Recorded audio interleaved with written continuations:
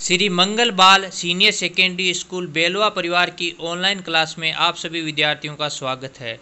विद्यार्थियों, आज हम गणित विषय में आपका अध्याय 2 संख्या पद्धति के बारे में पढ़ेंगे। संख्या पद्धति में हम भिन्न भिन्न प्रकार की संख्याओं के बारे में पढ़ेंगे। तो पहली संख्या हमारी है प्राकृत संख्या, जो 1 से शुरू होती है। कहाँ से शुरू होती है? 1 से शुरू होती है और अनंत तक होती है। ठीक है। दूसरी हमारी संख्या है पूर्ण संख्या, जो कहाँ से शुरू होती है? 0 से शुरू होती है और अनंत तक होती है। तो प्राकृत संख्या और पूर्ण संख्या में केवल एक ही अंतर है, ये 1 से शुरू होती है और पूर्ण संख्या कहाँ से शुरू होती है? 0 से शुरू होती है। इसमें ये मुख्य अंतर है। फिर हमारी संख्या है पूर्णांक संख्या, और पूर्णांक संख्याएँ 2 प्रकार की होती है। कितने प्रकार की? 2 प्रकार, यानी पूर्णांक 2 प्रकार के होते हैं। ठीक है। एक तो होते हैं धनात्मक प्लस और एक होते हैं ऋणात्मक माइनस। ठीक है। अब इसमें देखिए, ये है धनात्मक पूर्णांक और ये है इधर ऋणात्मक पूर्णांक, देख सकते हो आप। ठीक है। -1 -2। ठीक है। और ये 0 है। ये है प्लस के धनात्मक पूर्णांक और ये है माइनस के। ठीक है, आप देख सकते हो। फिर है परिमेय संख्या। परिमेय संख्या के बारे में हम आगे पढ़ेंगे।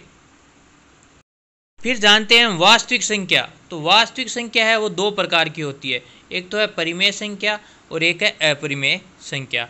और वास्तविक जो संख्या है उसके दशमलव प्रसार 2 प्रकार के होते हैं। एक है शांत दशमलव प्रसार, एक है अशांत आवर्ती दशमलव प्रसार, जिसे अनवसानी आवर्ती दशमलव प्रसार भी बोलते हैं। ठीक है। संख्या में हम पहले परिमेय संख्या को जानते हैं। तो परिमेय संख्या ऐसी संख्या जिसे हम p/q के रूप में लिख सकते हैं, उसे परिमेय संख्या कहते हैं, जहां q बराबर 0 नहीं होना चाहिए। जैसे 1/2 है, अंडूड वर्गमूल 225 है, 225 के वर्गमूल 15 आ जाते हैं, निकालते हैं तो। ठीक है। तो ये संख्याएं परिमेय संख्याएं। फिर हमारी अपरिमेय संख्याएं। परिमेय संख्या और अपरिमेय संख्या में देखो अ का ही फर्क है, विलोम शब्द के रूप में देख सकते हैं।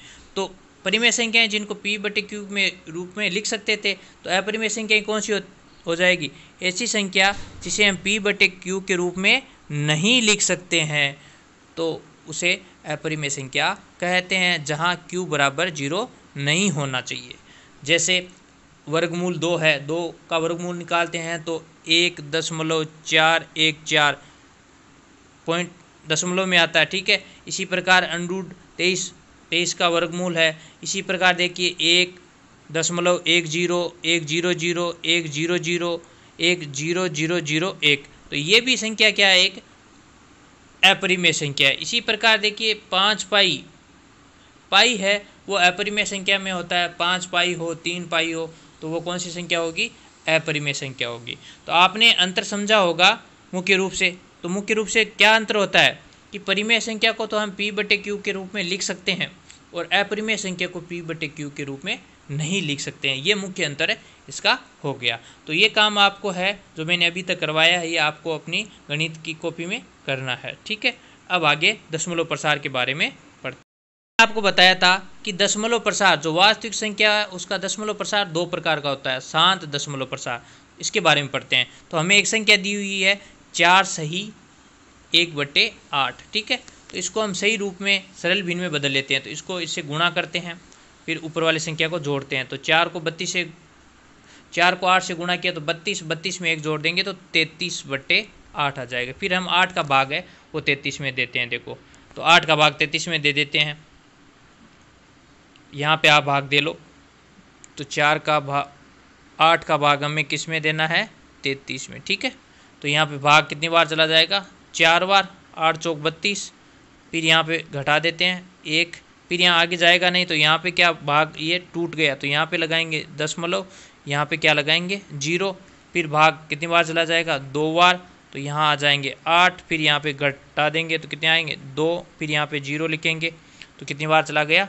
5 बार 20। ठीक है। तो यहाँ पे 0 आ गया, तो ये भाग पूरा चला गया। तो कितना आया? 8 का भाग हमने 33 में दिया तो कितना मान आया? 4.25। कहने का ये शांत दशमलव प्रसार कैसे हुआ? क्योंकि जैसे हमने ये भाग दिया तो देखो अंत में 0 आ गया। क्या आ गया? अंत में 0 आ गया और शेषफल हमारा क्या बचा? 0 बचा। क्या बचा? 0। और ये भाग पूरा हो गया। ठीक है। तो ये दशमलव प्रसार कौन सा हुआ? शांत दशमलव प्रसार हुआ।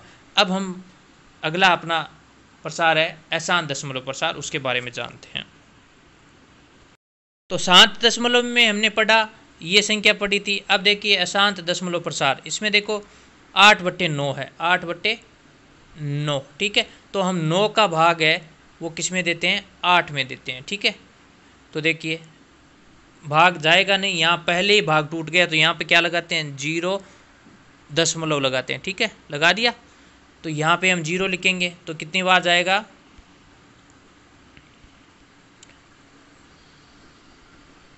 तो यहाँ पे देखिए कितनी बार चला जाएगा, 9 72, 8 बार चला जाएगा ना, ठीक है। अब यहाँ पे देखो वापस घटा दो, 80 में से 72 गए 8, तो देखो वापस क्या आ रहा है, 0 लिखेंगे, वापस कितना आएगा, 8 आएगा, वापस 72 आएंगे, वापस 8। तो इस प्रकार ये भाग है, देखो पूरा पूरा नहीं जा रहा है, कहने का अर्थ है हर बार शेषफल 8 बचते आ रहे हैं, ठीक है।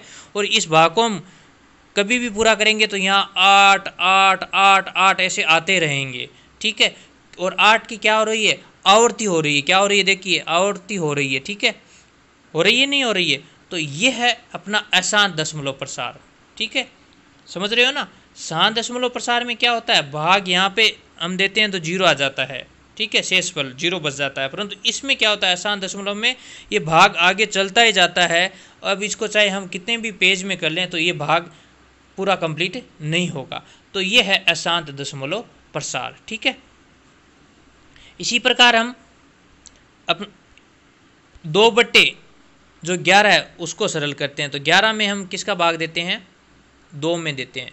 तो ये भी भाग क्या है, पहली बार में टूट गया, तो यहाँ पे क्या लगाते हैं हम, 0 दशमलव और यहाँ पे 0, ठीक है।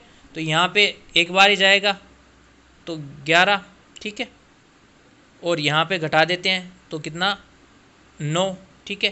फिर वापस देखो 0 लिखेंगे तो 88, 11 8 88, और यहाँ पे 2। अब देखो वापस देखो 0 उतारते वापस यहाँ पे क्या आएगा, 1, और यहाँ पे ये हो गए 11, वापस बचेंगे 9, ठीक है। तो इस प्रकार देखो वापस क्या आ रहा है, 18, कहने का अर्थ है इनकी वापस आवर्ती हो रही है, और ये भाग हम पूरा कभी भी नहीं कर पाएंगे। और इसमें क्या हो रही है, 1 8 1 8, इनकी क्या हो रही है, वापस 1 8 1 8 1 8, इनकी आवर्ती हो रही है, क्या हो रही है, आवर्ती हो रही है। मतलब ये भाग है कभी भी पूरा नहीं हो रहा है, शेषफल 0 नहीं आ रहा है। तो ये कौन सा दशमलव प्रसार हो गया, अशांत दशमलव प्रसार।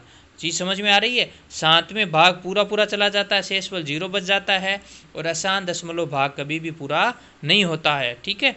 तो ये मुख्य अंतर इसमें होता है, ठीक है। अब हम आगे, जो 19 तारीख की क्लास थी उसमें घात के बारे में पढ़ा था, जो आपकी दूसरी प्रश्नावली उससे ही संबंधित था, घात और घातांक। तो इसमें देखो 81 सही, 81 सही 1/2 को हमें सरल करना है। तो देखो ये भी क्या है, अब हमें इसको सरल करने से पहले 81 को हम घात के रूप में बना लेंगे। तो 81 में को हम ऐसे अभाज्य गुणनखंड निकाल के इसके क्या निकालेंगे, जो घात है वो उसको बदल देंगे। तो 3 का भाग चला जाएगा, 27 बार आएगा, ठीक है। 3 का भाग वापस चला जाएगा, 9, 9 में 3 का भाग देंगे 3, और 3 में भाग 1। तो 81 को हम क्या लिख सकते हैं, 1 2 3 4। तो 81 को हम क्या लिख सकते हैं, 3 की घात 4 लिख सकते हैं, लिख सकते हैं नहीं लिख सकते। तो बात बराबर है, 3 की घात 4 का मान भी कितना होता है, 81 होता है। तो हम यहाँ 81 की जगह क्या लिखेंगे, 3 की घात 4 लिखेंगे। अब देखिए ध्यानपूर्वक, यहाँ पे कितना आ गया, 1/2। अब हमारा जो घातांक का नियम है वो देखिए, घात के ऊपर क्या है, घात है, घात के ऊपर घात हो, ये हमने नियम पढ़ा था। तो घातें क्या हो जाती है, गुणा हो जाती है, घातें क्या हो जाती है, गुणा, ठीक है। तो यहाँ पे हम क्या कर देंगे, घातों को गुणा कर देते हैं, कर देते ही नहीं कर देते, 3 और 4 इंटू 1/2। तो 2 से ये 4 कट जाएगा 2 बार, ठीक है। हुआ या नहीं हुआ। तो देखिए अब आगे क्या उत्तर हो जाएगा इसका, आराम से हमने इसको प्रश्न को किया। इसको सरल करने से पहले हम 81 को क्या करेंगे, घात के रूप में बदल लेंगे अभाज्य गुणनखंड द्वारा, ठीक है। फिर हमारे यहाँ पे देखो 3 की घात कितना आ गया, मान कितना आ गया, 3 की घात 2 आ गया, 3 की घात 2 आ गया ना यहाँ पे देखिए। तो अब 3 को कितनी बार लिखेंगे, 2 बार लिख के गुणा कर देंगे, तो 3 3 9, 9 आंसर अपना हो जाएगा। 3 को 3 से गुणा कर लो तो 9 आ जाएगा, ठीक है। तो 81 से 1/2 का आंसर कितना आ गया, 9। इसी प्रकार का हम एक प्रश्न और लेते हैं। देखिए उसी प्रकार का प्रश्न है जो हमने पीछे किया था। तो इसमें हम पहले क्या करेंगे, 16 को क्या करेंगे, अभाज्य गुणनखंड द्वारा घातांक के रूप में बदल लेंगे। तो 2 का जाएगा इसमें भाग, 8 में वापस 2 का, 4 में 2 का भाग, 2 बार 2 में चला जाएगा, 2 का 1 आ जाएगा। तो कहने का 2 की कितनी घात बनी, 1 2 3 4। तो हम 16 को क्या लिख सकते हैं, 2 की घात 4 लिख सकते हैं। लिख सकते हैं नहीं लिख सकते, ठीक है। तो हम यहाँ 16 को 2 की घात 4 लिखा और ऊपर कितना है, 3/4। वही है, घात के ऊपर घात है, घात के ऊपर क्या है, घात है, तो घातें दोनों क्या हो जाएगी, गुणा। जो हमारा पिछला जो नियम था उसी के आधार, तो इस पे घातों को गुणा कर दो। तो इसके बाद 4 से 4 कट गया, तो क्या बच गया, 2 की घात 3। अब 2 को 3 बार लिखे गुणा कर दो। 2 को 2 से किया 4, 4 को 2 से किया 8। तो इस प्रश्न का उत्तर कितना आ गया, 8 आ गया। ठीक है, ये बहुत महत्वपूर्ण प्रश्न है और जो मैंने अभी आपको काम करवाया है ये आपको अपनी कॉपी में भी काम करना है। अब हम आज का होमवर्क देखते हैं। ये है आज का होमवर्क जिसमें आपको सरल करना है 81 को सही 1/2 और 125 की घात 1/3, इसको भी सरल करना है 4 की घात 3/2 और 32 की घात 2/3। निम्न का दशमलव प्रसार बताना, आपको दशमलव प्रसार लिखना है, शांत है या अशांत। 3/8 और 3/13। ठीक है, तो ये आपका आज का होमवर्क है और आपको अच्छी राइटिंग में करके आपको भेजना है आज ही। ठीक है, थैंक यू, धन्यवाद।